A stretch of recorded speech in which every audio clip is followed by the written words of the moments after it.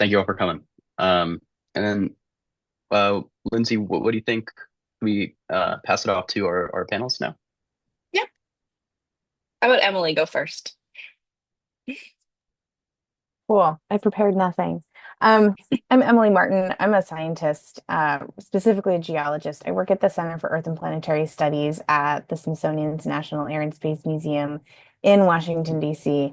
Um, Coming to you live from my office that we just moved back into the museum last week, so we're still unpacking and settling back in. My research mostly focuses on structural geology and tectonics, so faults and fractures on other planetary bodies. I have a particular interest in the moons of the outer solar system, which I realize sounds different than what we're talking about today with respect to Artemis, but I do a lot of faults and fractures on the moon also.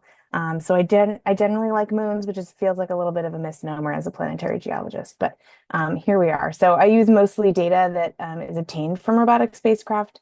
And I think there's a really interesting interplay between human exploration and how they can work along with robotic spacecraft and how they really link up together really nicely.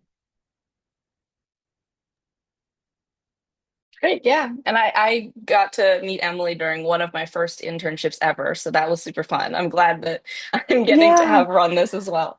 yeah, Lindsay was actually my first intern after we moved out of the museum. And I remember being at a conference and somebody called me and said, here's a stack of applications. You need to pick somebody in 3 hours. And I got really lucky to pick Lindsay, and she's been really instrumental in helping me finish a project that took me 10 years to complete. But now Lindsay and I are co-authors as of last year, which is really exciting. All right. Mike, do you want to go next? Sure. So I am not an engineer or a scientist. I'm a recovering attorney. I did go to the Air and Space Museums. That's about the extent of my technical knowledge, but I did a great job there. Apologies, I'm coming to you live from Milan at the International Astronautical Congress. I've had two proposals that have been due in the past couple of days while doing the Congress. So I've basically been up for nearly 3 days straight and a little punchy. So if I say anything too crazy, that's the jet lag and the exhaustion talking. So let me apologize in advance for that. I'm currently Chief Growth Officer at Redwire Space. I could spend the rest of the call talking about the diverse array of activities that Redwire does, but it includes the rollout solar arrays on the International Space Station. We printed the first human meniscus in space ever, have printed live cardiovascular tissue on the ISS, built the cameras that brought us the incredible images from Orion, and a wide variety of other activities in the US and Europe. But probably most relevant to this conversation is I was previously the head of international and legal at NASA, where I conceived and led the development of the Artemis Accords. So very much looking forward to discussing the Accords. Certainly a lot of discussion of the Accords here at IAC. As a matter of fact, I just received the award for international excellence thanks to the work on the Accords from the IAF. So I'm very grateful for that and team effort. You know, everyone did just a great job developing the Accords, and we can talk more about that. Prior to joining NASA, I was vice president for civil space at Maxar Technologies. And before that, spent 12 years running the DC office for Bigelow Aerospace. Perfect, thank you. And then Garrett, do you want to close off the introductions? Sure, sure, I'd be happy to. Uh, so first of all, it's nice to see you again, Michael. It's been a while since we crossed paths, but always fun. And I just Emily, watch your clips from Battlestar Galactica, Garrett, whenever I want to see you. So okay. And Emily, it's good to see you too, and big fan of the Air and Space Museum. Just took my son there for the first time a couple months ago, and hopefully he had the same 13-year-old experience that I did. It was really kind of a seminal moment for me when I visited as a kid, and it left such a big impression that I think it had definitely a big influence on what I ended up doing with the rest of my life. So well done, and hope to get that back there soon. So my name is Garrett Reisman. I am a professor of astronautical engineering at USC. Kevin actually is my TA, which is how I ended up here today. Way to go, Kevin. And yeah. So, but I'm also a former NASA astronaut. I flew two missions up to the ISS. First one in 2008 aboard Endeavour, and I was a long duration astronaut on board the ISS for about 3 months, 95 days, not that I'm counting or anything. And then I came back, and then I went back up again on Atlantis, and I was up there for another 12 days on Atlantis. So those are my space flights. And after we ended the space shuttle program in 2011, around that time, I left NASA and I started working at SpaceX. And at SpaceX, I had a variety of different positions. I was our project manager for the commercial crew work, trying to use Falcon 9 and Dragon as a crew vehicle and get it ready to fly NASA astronauts. I also was our capture manager. I ran our proposal teams that won those contracts for commercial crew. And then the last 2 years, I was at SpaceX. I was our director of operations, or director of space operations, I should say. And in 2018, I left SpaceX and came to USC and been there ever since. Do a variety of other little things and consulting with a variety of different companies. So I should put a disclaimer out there that I still do some work with SpaceX, and I do a lot more work actually recently with a company called VAST, which is making private space stations for commercial use out of Long Beach. And I also went Hollywood and now work on a television show called For All Mankind on Apple TV. Subscribe now. It's only $4.99 a month, or what? It's probably more than that now. I don't even know how much it is, but anyway, and that and a variety of other things. So I'll just leave it there, and happy to talk to you about what I know tangentially anyway about Artemis. Awesome. Yeah, fantastic. So then at this point, I'm going to pass it off to Kevin to lead some of the prepared questions we have for you all. And then after that, we'll transition into some more kind of on the fly questions and audience questions. So take it away, Kevin. Thank you, Lindsay. Yeah, so these are just prepared questions to kind of get the ball rolling with the conversation. The first one we have is for Mike, and wondering if you could provide us with a general overview of what the Artemis program is, with some discussion about the Artemis Records and lunar initiatives, like what benefits they provide. So for a prepared question, we got a prepared deck. Omar, would you mind bringing up the deck? And I'll try to go through this very quickly. That's a big question. You know, there's a lot there relative to what is Artemis and what is the Accords, but I'll try and move forward with alacrity. You know, the hardest thing about space, by the way, I believe, is not space flights, getting the PowerPoints to work in virtual environments. And yes, one moment. I'm getting Omar permission to share for you. there you go.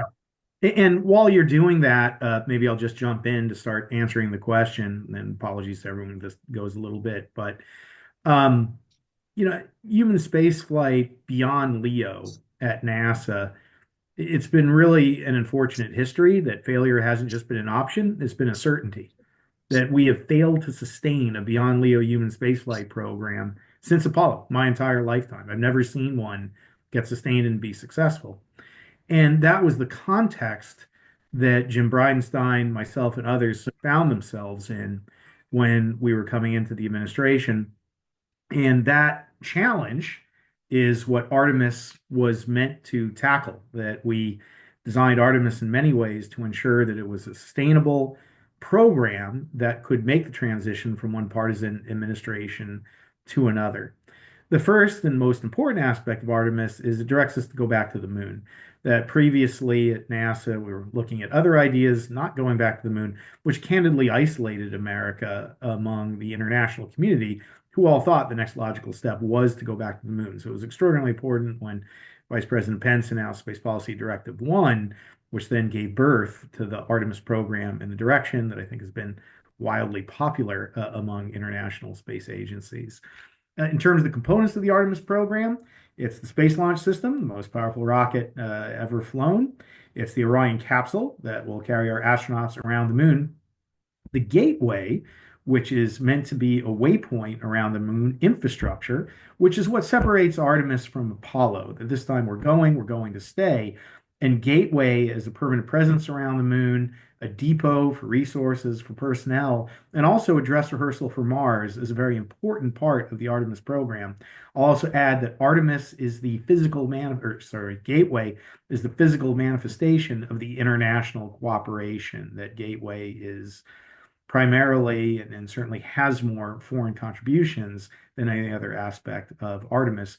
And then there's the human landing system that will bring our astronauts down to the surface. And I'm talking a lot about the moon, but I do want to emphasize that Artemis is a moon to Mars program. We're going to the moon to go on to Mars. Next slide, please.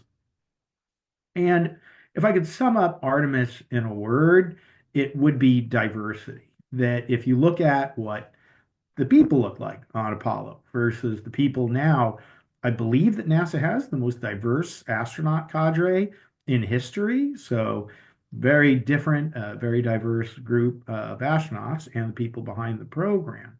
Additionally, diversity of organizations.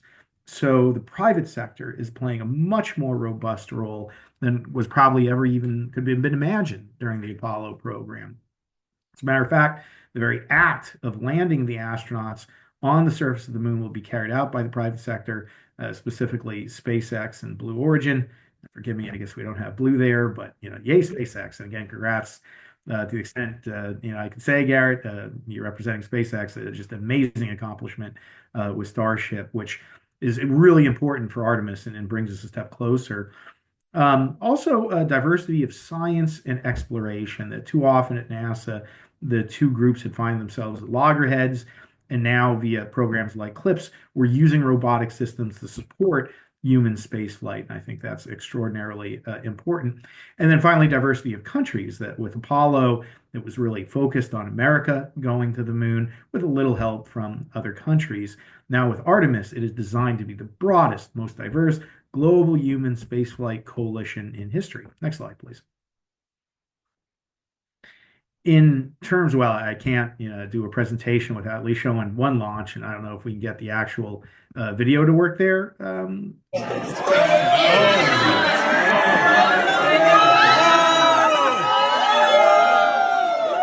that's a very confused bird flying by. This is the launch of Artemis 1 on November 16th, 2022. It's not going to come out. And it was just amazing for myself and the many others who worked on the Artemis program. The screen transform into reality before our eyes. Look light down there.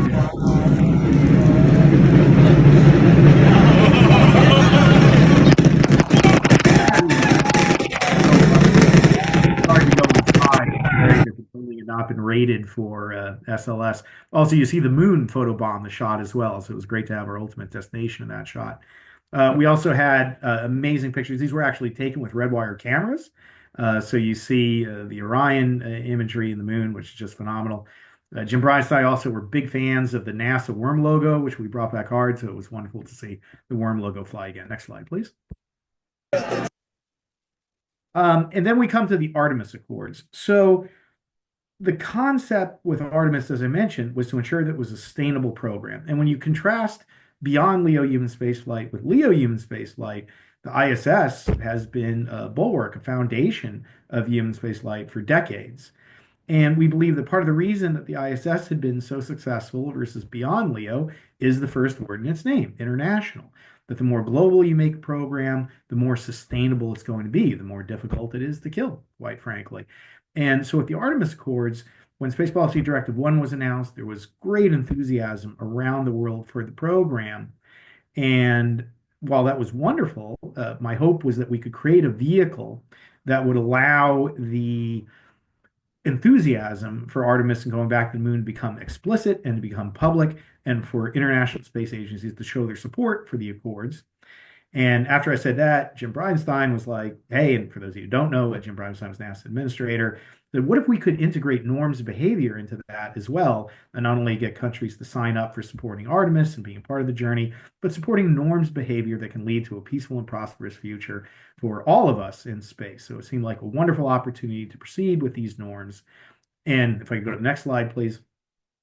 At its most fundamental, the Artemis Accords are a preemptive strike against conflict.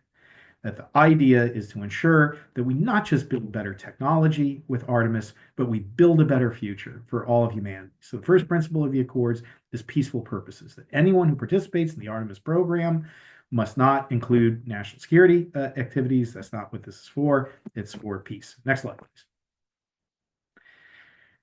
Transparency. This is the very spine of the Accords. Like so many conflicts here on Earth, the ultimate solution is to be transparent. We can avoid conflicts by being transparent.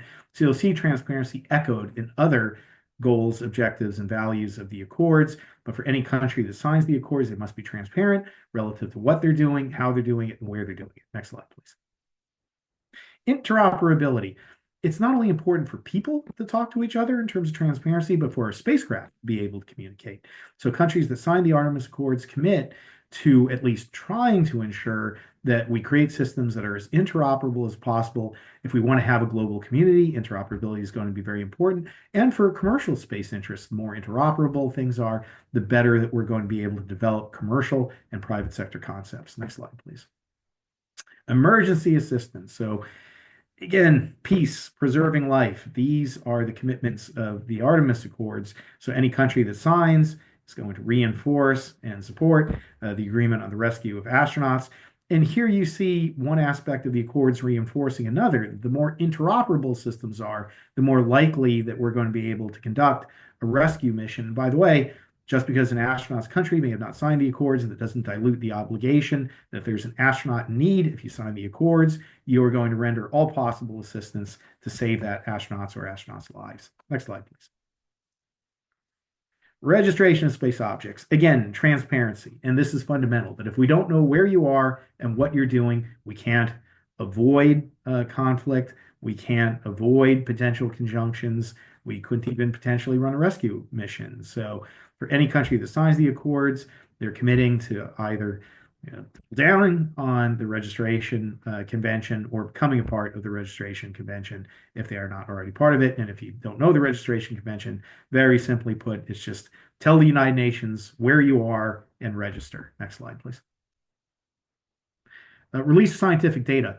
Unfortunately, we can't take all of you to the moon, but at the very least, we can take you with on the incredible journey that is Artemis by releasing the scientific data publicly, openly, and freely with anyone with an internet connection. So in that way, we can share the joy and awe of the Artemis journey with the world. Next slide, please.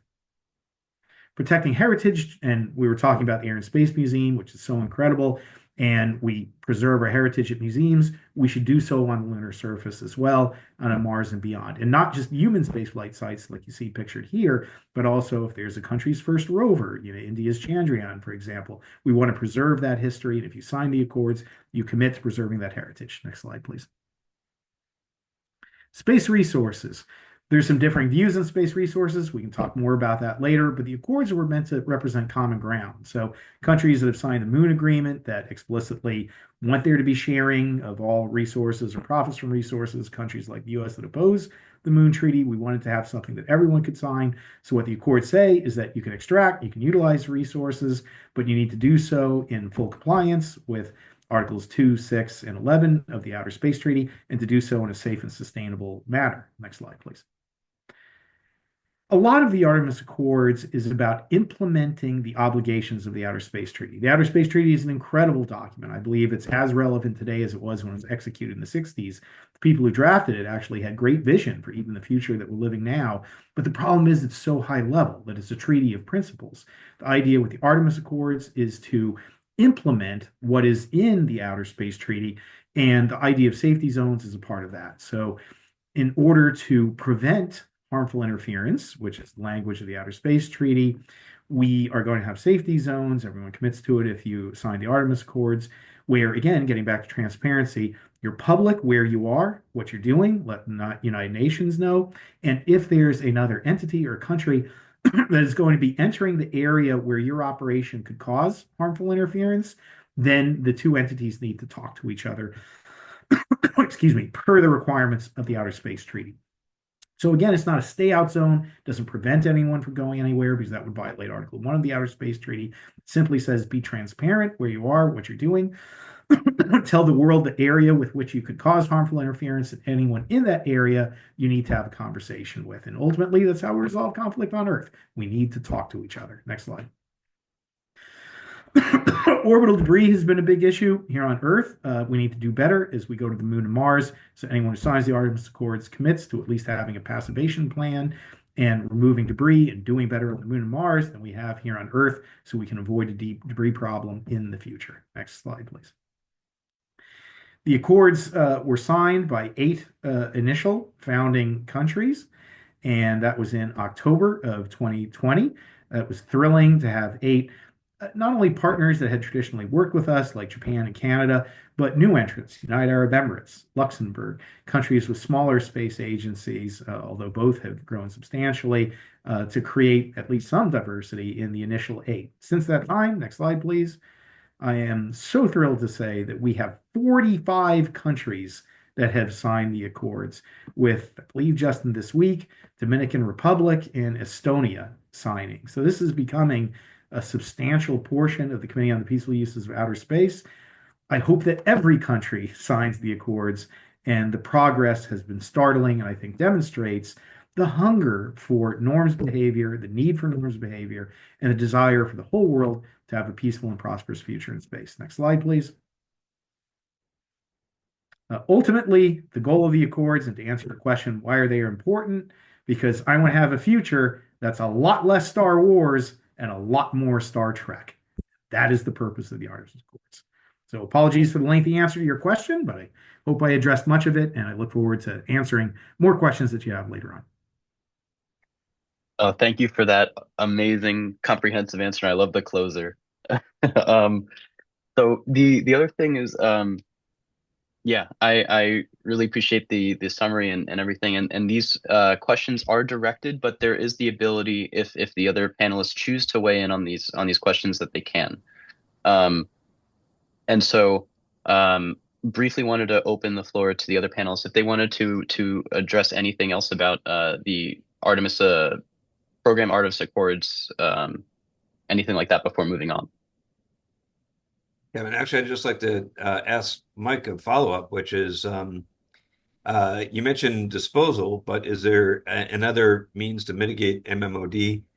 But is there anything in there that prohibits the use of anti-satellite weapons and doing anti-satellite weapon tests in the Artemis Accords? And then the second question I'd like to ask is there's stuff, as you mentioned, in Artemis Accords about the utilization of resources. Is there anything in there about planetary protection? Yeah, great questions, Garrett, on both fronts. So, in terms of anti-satellite activity, the Accords are a commitment by civil space agencies in terms of their participation in the Artemis program. So, what a country is saying when they sign the Accords is that for my participation in Artemis, I am going to live up to these values. I am going to achieve these objectives. So, for example, if then let's take Japan said that as part of the Artemis program, we are going to shoot down satellites, that would be a violation of the Artemis Accords. So it's a little bit apples to oranges in terms of the concepts, but per the first principle of the Accords, peaceful purposes, as part of Artemis, no country will conduct any kind of national security activity, which would include anti-satellite. I also do want to note that the Accords do not affect Earth orbit, that the Accords geographically affect cislunar, the Moon, Mars, comets, and asteroids. So if there was an ASAT activity that was occurring in low Earth orbit, the Accords actually wouldn't cover it substantively. And sorry, now I've forgotten what the second part of your question was again. The second part was about planetary protection, but planetary I just want to make sure I understood protection. your answer correctly. Does that mean that, like, say, if Japan's military, the defense forces decided to shoot down a satellite orbiting the moon, that Artemis, the fact that Japan signed the Artemis Accords wouldn't preclude them from doing that. It just restricts their civil space program. Is that correct? Yes, that is accurate. So if the Japanese military, American military, were to conduct a national security activity, it isn't a prohibition on Space Force or national security activities. If JAXA were to conduct an ASAT test, Right. that would be a violation. So I don't think that would ever occur. But it is a good point, though, and I think worth emphasizing that what the Accords do with the peaceful purposes, it ensures that there needs to be a separation between your civil space activity and your national space activities. And I think that's a very important value, a very important objective, and can allow for robust international cooperation. Whereas if they were mixed, it would make things much more challenging, which is why I think that's an important value of the Accords. Relative to planetary protection, we didn't want to reinvent the wheel with the Accords. And I believe the COSPAR does an excellent job relative to planetary protection, both forward and backward contamination. So there's language in the Accords that talks about safe, sustainable activities. That certainly implicitly would reference protecting the environment, whether it's forward biological contamination on the moon or Mars, as well as backward contamination. But we didn't get into it specifically because COSPAR, I think, has that activity in their planetary protection panel well covered. And I'm biased because I am a member of the COSPAR planetary protection panel. Thanks, Mike. Yeah, thank you so much. And wanted to open it up to Emily next. Either if you want to comment on anything that we just talked about, or I can hit you with the prepared question. I, that's two questions in one, Kevin. No, why don't we move on to prepared questions? I feel like there's maybe a little bit of overlap, but I don't want to ever pretend like I'm somebody who knows an awful lot about the Accords. Oh my goodness. Can I react to one of the questions though that just popped up because it's such a hot button Of one? course. So someone asked, and it's an excellent question, can China sign the Accords or would the Wolf Amendment prevent that? I want to be quite clear that we designed the Accords. And when I say we, it's not just America, that we had 8 nations that participated in crafting the Accords.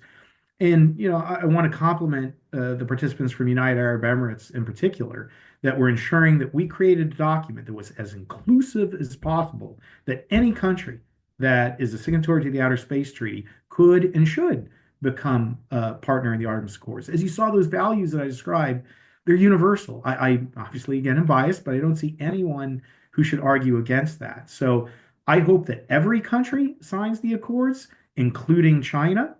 And because the Accords belong to the world, it's not up to America who signs or doesn't sign. America just acts as a repository for signatories to the Accords. Any country can sign at any time, and I would welcome every country, including China, from doing so. And the Wolf Amendment is not a prohibition on that.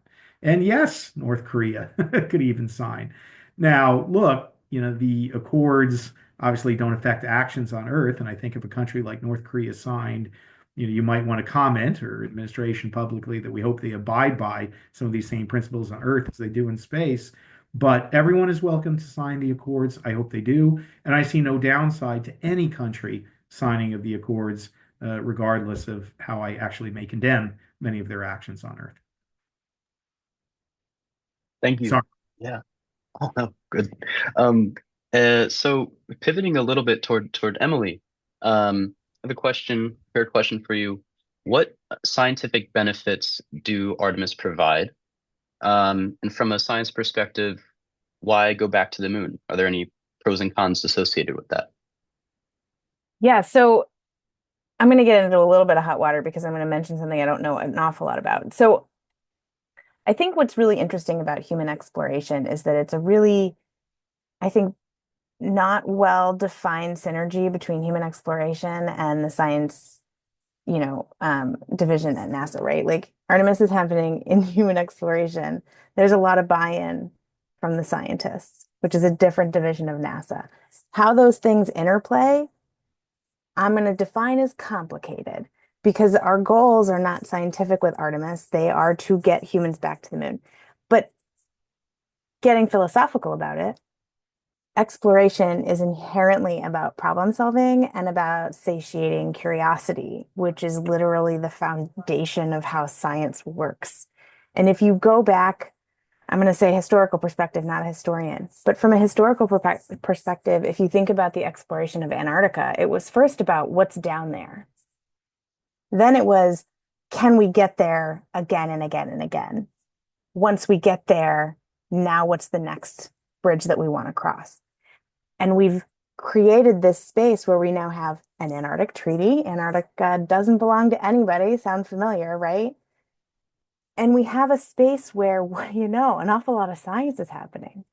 And it's now become this place where we have a unique environment where we can only ask really unique and really special questions, where we can go to this space called Antarctica, where we have ice and we have the dry, like we have all these really weird and interesting environments, as well as a very cool paleontological record, where we can get together in an international space that belongs to nobody, that's for peaceful use and scientific curiosity and scientific exploration. And that all came from pure exploration. We've checked that box on the moon, right? We've put humans on the moon. As we continued to put humans on the moon, we started to dig deeper from a scientific standpoint rather from pushing that envelope from the human perspective. And I think Artemis is going to be advancing both, right? We're not box checking anymore. We've put humans on the moon. We know we can do it. We have 50 years of technology to work with now, which is going to be an incredible win in terms of miniaturization and new technologies that scientists get to bring, that astronauts get to bring. But fundamentally, Artemis is human exploration first, and the science is there to buoy that up. And as a scientist, I hope that that becomes the focus along the lines of the path that we've led towards with Antarctica. But you have to keep your humans safe, right? And humans are these, like, there's a lot of mushy stuff inside a skin suit. Like, that is a hard thing to protect and keep safe, and that's incredibly important. But as an outer planet scientist, I think there's a huge amount of complementary work that robots do, that humans can sometimes not do better, but do faster. Sometimes the robots have more instruments than the astronauts. There's actually a synergy between human and robotic exploration. You can do one without the other, but why would you if you can actually link them together? So it's not about advancing science with only human exploration or advancing science with only robots, right? One isn't better, but they work together really, really nicely. And so I think that while the first couple of Artemis missions are going to be returning an enormous number of samples, I think the more we do this, the more complex these missions are going to get. And I would love to hear Garrett's perspective on this in terms of, what some of the first shuttle astronauts were doing versus what some of the later shuttle astronauts were doing with, in terms of the missions. I mean, the complexity of those missions must have increased with time as our understanding of, long duration space flight and all the other kinds of things we can do in zero G, the kinds of experiments people came up with that should be done in zero G. I think, humans are a really important part of this exploration process. And so it's not one without the other. And so, we can dig a little deeper into what we're going to learn scientifically, but I think that the huge, huge, huge shift we've seen in planetary science towards sample science is going to continue to increase exponentially. Not only are we continuing to use all of the samples from Apollo and all of the meteorites that are coming home from Antarctica, which are coming from all over the solar system, we have hugely successful collaborations with JAXA, who have been really successful at bringing home asteroid samples, Bennu from OSIRIS-REx. And of course, Mars sample return is a huge place that NASA's science division is putting an enormous number of resources. So sample science is going to absolutely explode in the next 5 years. And I think with samples starting to come home from Artemis, we're going to see just an absolute leap forward. That doesn't sound right. You know what I mean? It's going to be big, right? We're going to have even more sample, which not only is going to be benefiting our science, but we're incredibly generous with our samples. Other nations have been incredibly generous with their samples, even China. And I think, from a scientific perspective, we don't care where anybody's from. We just want to share our data, right? And there's rules in place that make that a little bit complicated, but, we're now at a point where NASA's figured out a way for us to receive samples or work with Chinese scientists on their samples. And so I think sample science is really creating a road for us to increase our international collaborations, which I think is really benefiting literally everybody. And so I think with more samples coming back from the moon, we're going to really be able to dig deeper and move the needle on some really big problems that we still don't know and still haven't solved when it comes to the moon. And I can't help but just want to quickly echo, something Emily said. There has been conflict traditionally between Science Mission Directorate and human space flight. And I can tell you we were very cognizant of that as we tried to create the Artemis program. And we really made every effort to make sure that the two were woven together tightly, that science was an inherent part of the very DNA of Artemis. And just as an example of that, the CLIPS program being at SMD, that was a very conscious and intentional decision to make sure that a very important part of Artemis was over on the science side of the house. The airlock for Gateway, it's a science airlock. So it's being, developed specifically to allow for CubeSats and different science. So just wanted to mention we were absolutely trying to do that with Artemis, and I hope we're successful and can continue to bring science and human space flight together. Thank you both for the responses, and I also really like the idea of sample science exploding in the next 5 years. That is very exciting, and I'm interested to see what we find out about that. Wanted to then pivot the next question towards Garrett, or I should say Dr. Reisman. Um, so generally speaking, how is the private industry involved in the Artemis program? Wondering what the pros and cons might be for government to involve private companies in Artemis at all. Okay, that's interesting. Before I answer that, maybe I could build a little bit on the comments that Emily and Michael just gave. As far as science return from Artemis, and for me, I am excited about sample returns. And I would like to see a great increase in sample availability. And I'm sure we will learn all kinds of new things. But I think the science I'm most interested, maybe I'm biased, I am biased, is as far as human physiology in both a partial gravity and a radiation environment beyond low Earth orbit. So what I mean by that is, ultimately, and as Mike mentioned, this is Moon to Mars. So the ultimate goal is beyond the moon and going on with humans to Mars. And the problem is that there's a lot of unknowns associated with that, especially with regard to those two issues I just brought up, the radiation environment. We know exactly what's out there. JPL's done a great job of putting sensitive instruments on all their probes, so we know exactly what distribution of ions we have in galactic cosmic radiation and their flux, the energy that to expect. We know all that. We know more or less what to expect from SPEs and coronal mass ejection. So we know that. We just don't really know what that does to human tissue very well. We have some estimates, we have some testing, we have some terrestrial analogs that may or may not be relevant, but we really, honestly, we have huge error bars on that. And so there's that issue. Plus, the other issue is living in partial gravity. On the moon, you have 1/6 of a G, roughly. You got about 1/3 of a G on Mars. So the big question is, we know very well what happens to the human organism in 1G. We have billions of data points. All of us are 1G data points. Some of us are 0G data points. We have a couple hundred 0G data points from people that have been in microgravity for extended periods of time.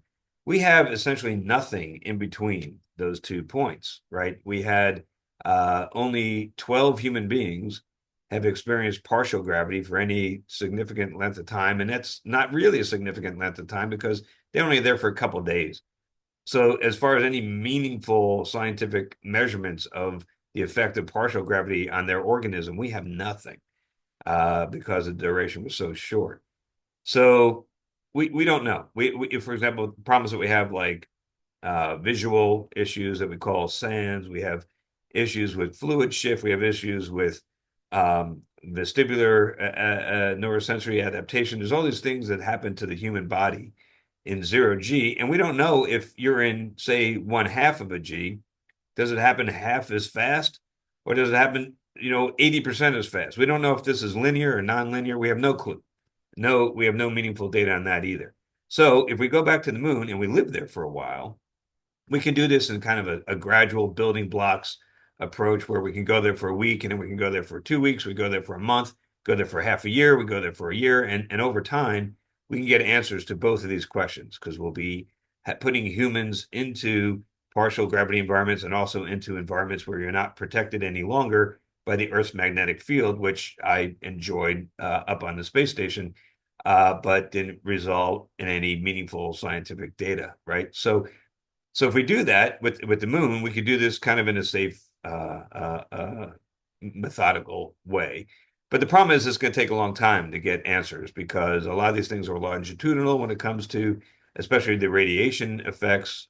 You really only know what those effects were after that person comes back and lives out the rest of their life.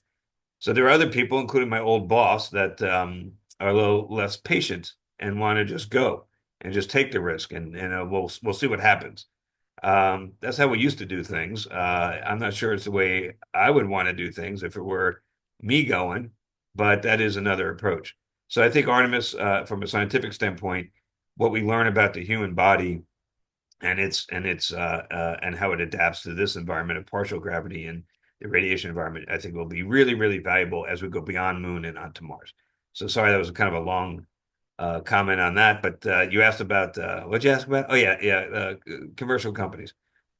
So one thing I really want to point out about this is it's not that different really from the way things have always been. It's seems like it is because of all the splashiness of SpaceX and everything that's happening. But the truth is that that NASA has always used private companies to build its vehicles. I mean, that NASA didn't have a factory full of civil servants building a Saturn V rocket. You know, they bought that thing from private companies. Rockwell made the space shuttle. A part of the Saturn, one version of the Saturn rocket was built by the Chrysler Corporation. Okay. So in a way, this is nothing new. Private companies and for-profit entities have always been contracted to provide these things to NASA. What's different is much more subtle, really. It's the contracting mechanism, going to firm fixed price as opposed to cost plus, and going to the relationship has shifted between a fully detailed design being given to a contractor and told basically to build it to print, with NASA input all along the way when decisions need to be made, versus a more of a present, hey, here's big picture requirements. These are like, there's still like thousands of them, but say, hey, we need to take 4 people to the space station.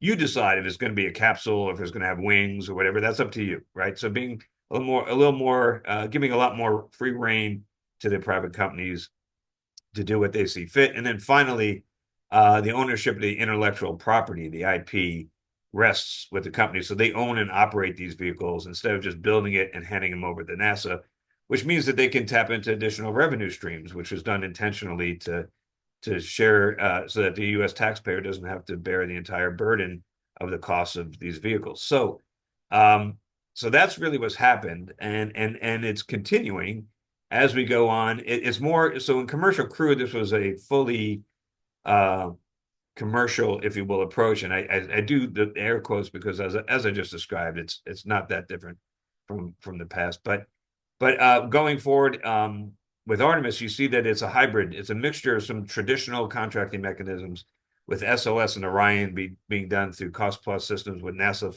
fully in the driver's seat, specifying detailed design decisions. But the human landing system, the HLS, the vehicle that gets you from lunar orbit down to the surface of the moon, is being done in the way I just described, with a firm fixed price contract, with a lot more freedom for the contractor to innovate and ownership of the IP. So it's a little bit of both. And I think if you look at the commercial crew program, it's there's been pluses and minuses, but on the net, I think it's a huge win for NASA. It's a huge win for the country, because we've got now 2 different vehicles capable of taking humans up to the space station, and one of them can even bring them back. I'm sorry, that was a low blow. Sorry about that. Little rivalry still going on, but anyway, but we have these two vehicles that were developed for a fraction of the cost that it should have normally taken, and I think it's a win-win for the government and industry. and to the extent that I think it makes sense to continue to replicate that as we go forward, because it's a model that works really well, and I think it could be applied not only to the future NASA human spaceflight or any NASA mission, but also for other government entities. I think the Department of Defense could really benefit from taking a similar approach for weapons acquisition, for example. So I'll stop there. I've talked a lot, and I'll turn it back to you, Kevin. Awesome. Yeah, thank you all. That was fantastic answers from all of you.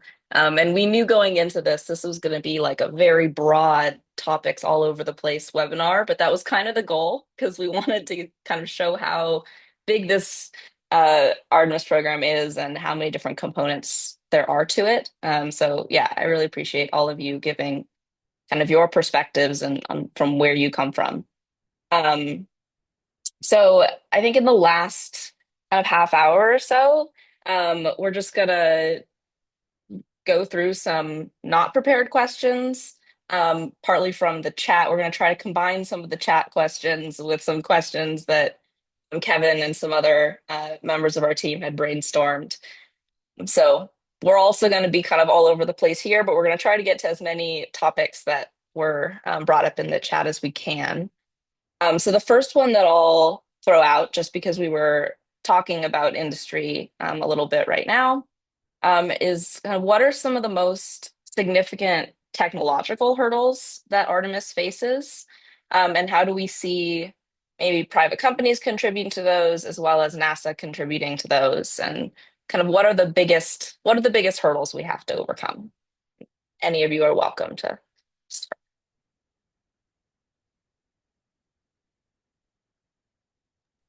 Yeah, I'll I hate go. to have the recovering attorney open up on this one on technical issues, but Garrett, I'd be interested in your take in particular. I think the number of refueling missions that have to be done with Starship are going to be challenging. Again, SpaceX has pulled off miracle after miracle, and just want to echo what Garrett said, that it's been incredible what SpaceX has been able to achieve, great benefit to NASA, to the taxpayer, to all of humanity. But that number of refueling missions that they need to do to pull off the landing, I think, is going to be very challenging. And then also echoing a comment Garrett made, just learning to operate in deep space. I think we don't even know what we don't know. And we've got a lot to learn in terms of long duration missions, continued operations. It's like learning to sail on the deep ocean versus being at the shore where we've been. So I would say those are the two big issues. And along the lines of human spaceflight is radiation, that mitigating that radiation effect for long duration, finding ways to be able to survive in this incredibly harsh environment. Like, to me, those are some of the biggest issues. Emily, do you want to jump in next?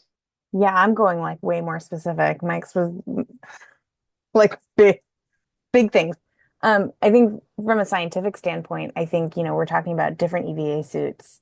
We're talking about different activities. So it's not just sending up an astronaut and giving them a Brunton and a rock hammer and saying, like, you go have a great day out there. We really got to make sure that instrumentation is integrated into a form that can be utilized relatively easily and quickly with somebody wearing an EVA suit, right? And that goes for, not just there has to be a lunar buggy. Like, nobody crushed my dreams. Somebody's planning on a lunar buggy, right? But um, you know, it's about we don't have a lot of engineering heritage here, right? From a robotic exploration standpoint, we love heritage. We love using that word of like, what's already been done, how can we build on that instead of reinventing the wheels? I don't think we need to reinvent a lot of wheels here, but I do think it's going to be really, really critical to the success of whatever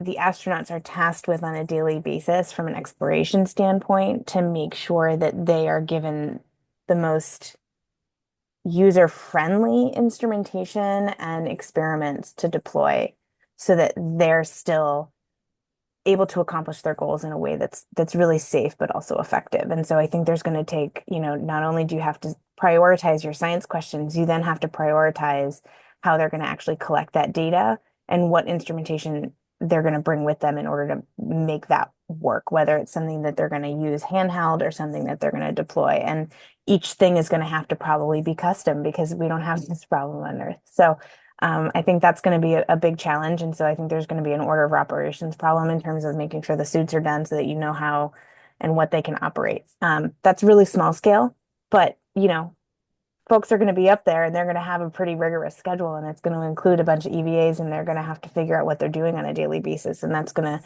take a lot of customization.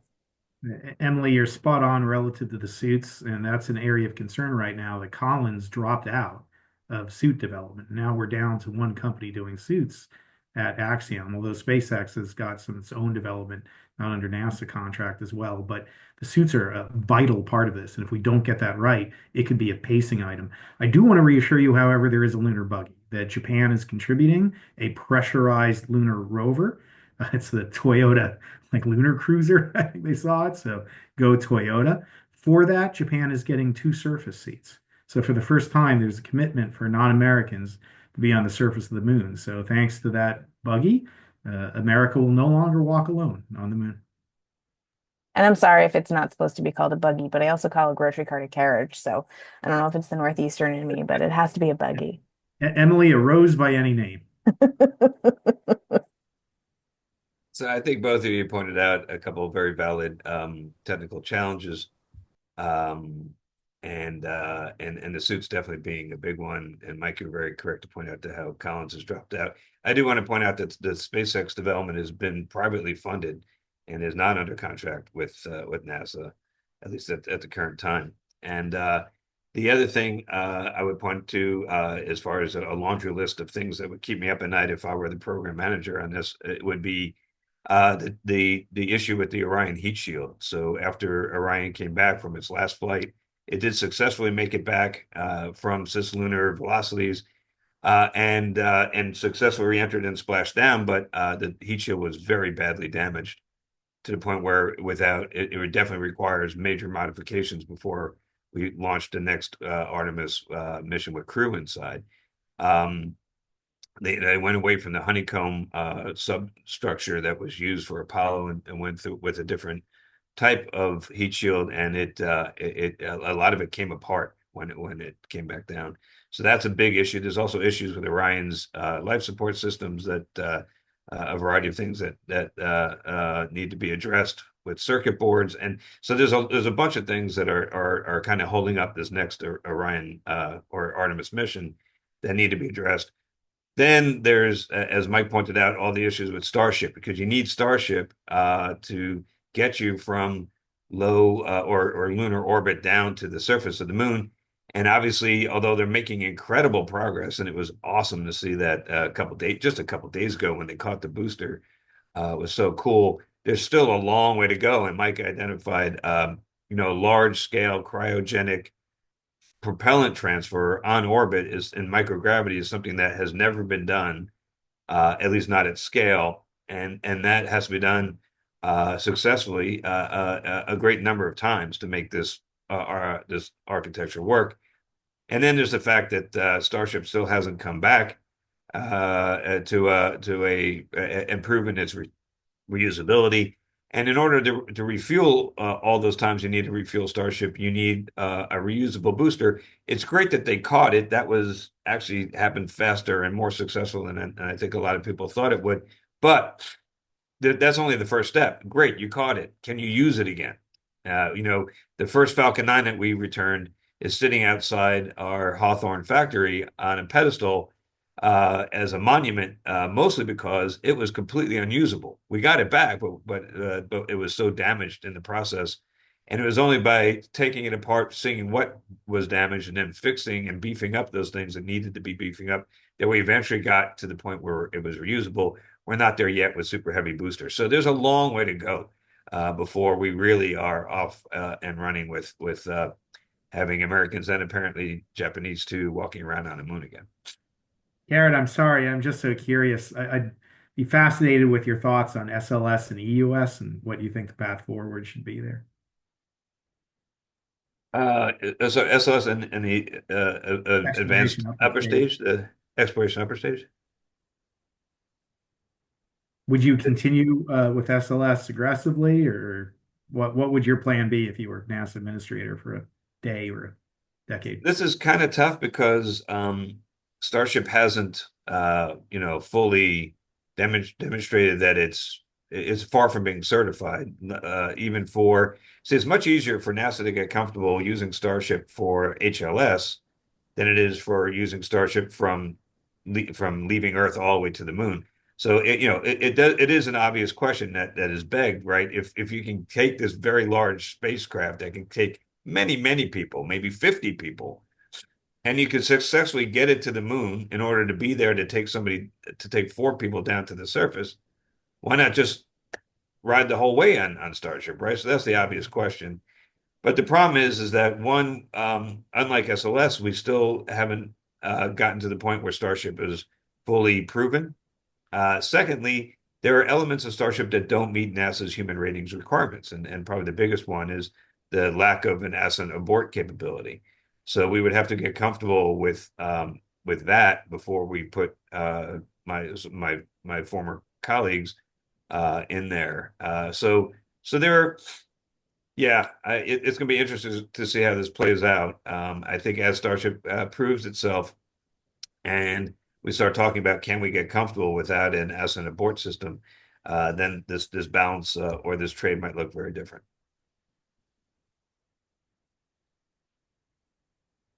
All right, I'm going to transition us to another question.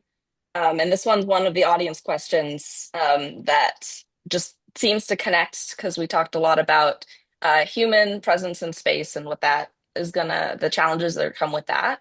And so one of the audience questions was, what are, in your opinion, the main issues medicine and medical doctors interested in aerospace medicine will have to face during the Artemis program? And so I think we touched on this a little bit already, but if there are any kind of maybe quick summary responses to that, take it away. I'm sorry, whether the challenges from an aerospace medical perspective? Yes.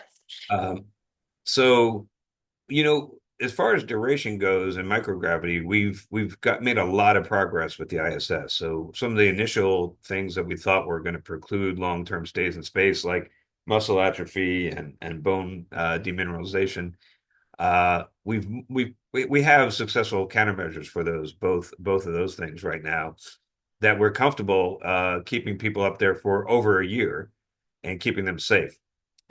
So the things that are specific to Artemis, are not necessarily from a duration in microgravity perspective. It's more some of these things that we can't effectively work on the ISS, and the biggest one is radiation.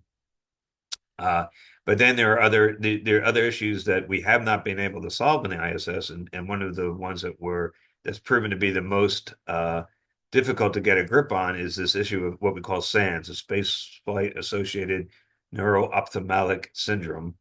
And that is basically that your eyesight gets bad when you're in space for a long time. It happened to me actually on both of my missions. And it's just like all of a sudden you need reading glasses when you never needed them before. It's a diminished visual acuity that occurs when you're up in space. And we thought we understood it, but it's really kind of idiopathic right now. We don't completely understand the mechanism that's causing it. But it's a big concern because you can deal with it. You just have to you have to bring a bunch of different glasses with you. So operationally we can deal with it. But the problem is that a lot of people who come back, the symptoms resolve after a few days back on Earth, but other people have had permanent degradation of their vision. And we don't want to have our lunar or our Mars astronauts, come back and have permanent loss of or degraded eyesight. So that's a big one that is a big challenge right now, and there's a lot of research going on in that area. So that plus the radiation, I would think, and then and of course, as I mentioned before, the effect of partial gravity, trying to figure out is it linear or nonlinear. Those would be the three big ones, I would think. Can I take the question in a bit of a different direction and talk about the benefits of microgravity? So, as I mentioned at Redwire, we printed the first human meniscus in space, printed live cardiovascular tissue in space, and brought it back live from the ISS. Now, this is still down the road, but eventually we're going to be able to print whole organs in space. And think about what that will do relative to the paradigm of organ donation, the lives that will be saved. And by the way, because these organs and these tissues are printed with your own stem cells, you avoid the painful and expensive anti-rejection therapies that people suffer from now. Additionally, we've flown 16 of what are called pillboxes, where in microgravity you can generate seed crystals that could lead to better versions of cancer drugs, AIDS drugs, heart disease drugs that have better longevity, better efficacy. On SpaceX 31 going up soon, we're launching another 16 pillboxes. So there's some really incredible benefits on Earth, particularly in pharmaceutical and biotech, that are going to be delivered by microgravity, thanks in part to SpaceX and the transportation, but also to the ISS, which is a singular laboratory for these activities. It's going to be extraordinarily important in terms of what countries and companies master microgravity. I believe they'll be the economic, if not national security giants of the future. And that's why I hope that we keep flying ISS until technically we can't anymore. I recycled my Coke can. I don't know why we would throw away such an invaluable facility until we absolutely have to. Mike, also have a follow-up question in the chat that I think is timely. People asking what are the advantages of the printing of those tissues in space or a microgravity environment as opposed to on the ground? Could you speak to Yeah, great question. I'll use a technical biological term, which is if you do it on Earth, it gets squashed. So gravity squashes everything. So if you tried to print that meniscus, you would get a very flat liquid pool of meniscus tissue. Whereas in microgravity, it simulates almost the suspension, the 3D suspension of the human body. So you can create these perfect lattice structures in microgravity that would otherwise be impossible here on Earth. The same is true of the seed crystals, that if you try to develop the crystals here on Earth, they get crushed, they're imperfect, they're not as large. Whereas when you grow them in microgravity, you get these large, perfect crystals. Unfortunately, I don't have it in this presentation, but we've got images of insulin that was grown on Earth, and it basically looks like an Oreo cookie that someone stepped on about 20 times. And then you look at it grown in space, and you've got three large, beautiful crystals. As a matter of fact, Eli Lilly, who was our partner for this mission, said those are the most beautiful insulin crystals we've ever seen. Thank you. Thank you. That's so cool. Pivoting a little bit, our next question goes back to the Accords. Meant for everybody. Will the Accords evolve more as countries join, or is it designed to be more static? Wondering if there's a future where Artemis Accord principles could become enshrined in hard law. Yeah, so the Accords were intended to be a beginning of the conversation, not an ending. The specific language and text of the Accords are frozen. Those will never change. But if you read the Accords, and I recommend it, it's a real page turner, only about 9 pages or so. It talks a lot about acting as a catalyst for a dialogue and using these objectives and goals as a springboard to eventually having conversations at the United Nations, having larger international conversations that will result in hard law, future treaties, etc. The reason that we couldn't jump to that is that diplomacy and particularly binding treaties move slowly, much more slowly when compared to the pace of technology and the exploration missions that we're doing. Exploration of the moon by commercial companies, by governments, is not science fiction. It's happening now with CLIPS, with India, with Russia, with China. So when you need to move quickly, that's why the Accords were done as a non-binding political commitment, which allowed us to, again, create a catalyst for a broader, a longer conversation where we can take our experiences with implementing the Accords and then use that experience to build solid, rational, and beneficial future treaties.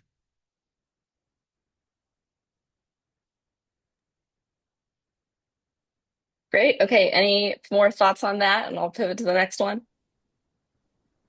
All right. So then another question, kind of combining a couple different audience questions that I saw, was how can we better communicate the goals of Artemis with the public? And how do we respond to comments and perspectives that say that there are more pressing priorities on Earth as opposed to focusing in space?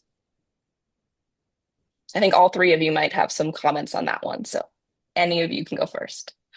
I'm happy to take the priority question, because that's something that's been around for a very, very long time about, and people, a lot of these individual vehicles or missions have very large price tags, and it's often commented that, well, we should be spending that money on Earth. And I think there's a lot of misperception about this. First of all, the percentage of the budget that we're spending on space, if you asked, if you did a poll, you probably would get responses of like, well, we're spending 20% of our federal budget on these moon missions and these space telescopes and everything. And the truth is that it's very small. It's NASA's budget is approximately 1/2 of 1% of the federal budget. Not many people are aware that it's that low. It wasn't during Apollo, but it is now. And if we stopped everything that NASA's doing, Artemis, James Webb Space Telescope, all the rovers on Mars, everything that NASA's doing, you'd have 1/2 of 1 penny for every tax dollar to spread around to all the other things that we spend money on, and nobody would even feel it. So it's if we were spending 20% of our federal budget or a big percentage of our GDP on space, I would say that that's too much, that we would be neglecting the higher priorities on Earth. But I think 1/2 of 1% is a reasonable investment in our future and is one that I think is easily supportable. So that's the first thing. The other thing is that people think that we're taking all that money and just throwing it away into space. But the truth is that all that money is spent on Earth. We don't ever, nobody's ever paid for anything in space. I mean, I bartered a little bit with my crewmates on the ISS to get upgrades on like entrees when I was jealous of what Yuri was eating. But other than that barter systems, nobody spends this money in space. We spend it on Earth, and it goes to support a lot of high-tech jobs and building of a whole industry that is beneficial for the national economy. So it's an investment in science, it's an investment in our economy, and 1/2 of 1% is easily justifiable.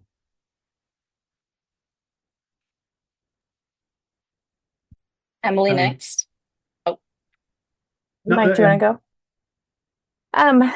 I get this question a lot, and I answer it in a lot of different ways depending on the different venue. And I think there's a lot of responsibility, at least from scientists, to do a better job at communicating their results on multiple different platforms, right? As scientists, we spend a lot of time doing this, right? We're talking to other scientists, we're presenting our work at scientific conferences, and it's something that drew me an awful lot to a role like what I have now at the museum, which I realize is a privileged position.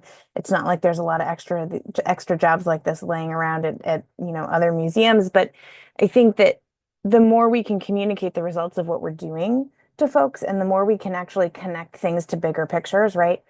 We need to go back to the moon to learn more things about the moon, which are really important for learning more things about the Earth, which is more also really important for understanding about how solar systems form and how our Earth moon system formed and what that's going to look like in other places in the universe and in the solar system. And science doesn't happen at the blink of an eye. It takes a long time. And really it can be really, really hard and challenging to communicate to folks, as Garrett said, the investment that we're making. A lot of the things that we now have in our day-to-day lives is the result of investments that were made during the early human exploration program in the 60s and 70s. And we don't necessarily know about all of those links to all those different kinds of things. But they're really important for our day-to-day lives. And I think making advances in technologies has greater implications than just what we're seeing in scientific advancements. There's a trickle-down effect.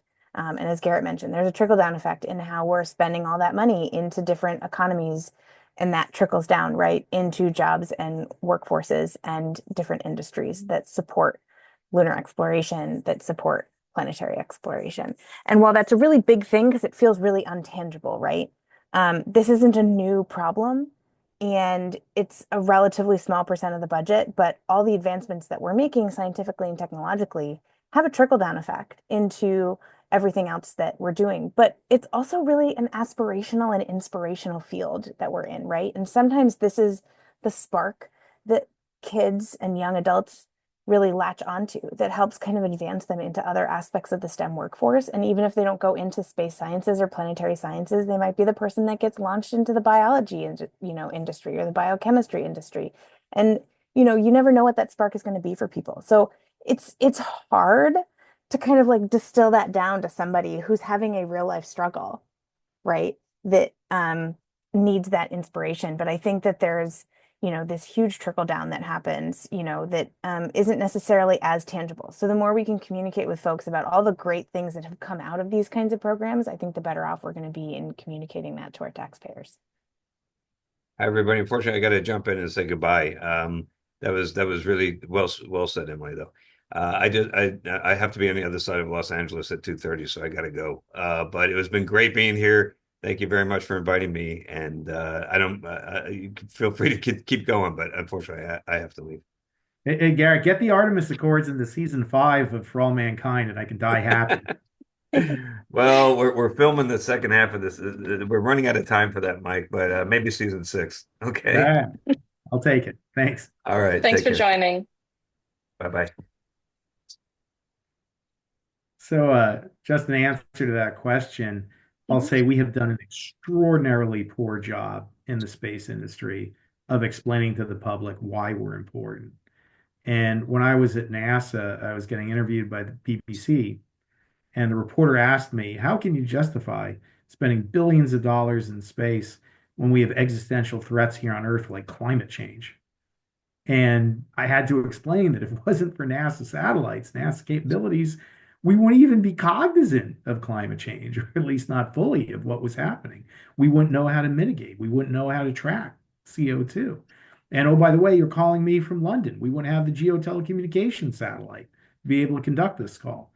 And if you like Uber, if you like GPS, if you like the banking system, these are all, I think, really beneficial things that come from space. And we just haven't really done, I think, a good job as an industry in terms of getting that message out. And I really appreciate what Emily is doing with the museums. I believe the National Air and Space Museum in DC is the most visited museum in the world. And I think that's really reaching people and is so important. I appreciate what Garrett did with For All Mankind and any of the astronauts that participate in media to get things out there. I'm a Star Trek fan. I think Star Trek is really important in that relationship between Star Trek and NASA in terms of bringing people to space. But, again, I think it's incumbent upon us, like I'm here at IAC, and it's all the space people talking to each other. And we need to get out to, for agriculture groups, biotech. We need to start getting outside of our space bubble to explain and integrate some of these larger industries. And then finally, I saw a question about DART. So here's why space program is important. How about preventing the destruction of the Earth and saving civilization? That Redwire actually built the rollout solar arrays for DART, the guidance system. It was an incredibly successful first planetary defense mission. And I was actually just at Kennedy Space Center a week or two ago for the launch of Hera. We built the onboard computer for that at Redwire. And, there's nothing more important than saving humanity. I love a T-shirt that the European Space Agency has with dinosaurs saying, if they had had a space agency, they'd be here today. And I think preventing the destruction of the planet from asteroids is really important. Oh, thank you so much. I think we've got one more question just to wrap things up in a nice little bow. What are both of you most excited about in the near future and the medium future, or the long-term future, with respect to space exploration?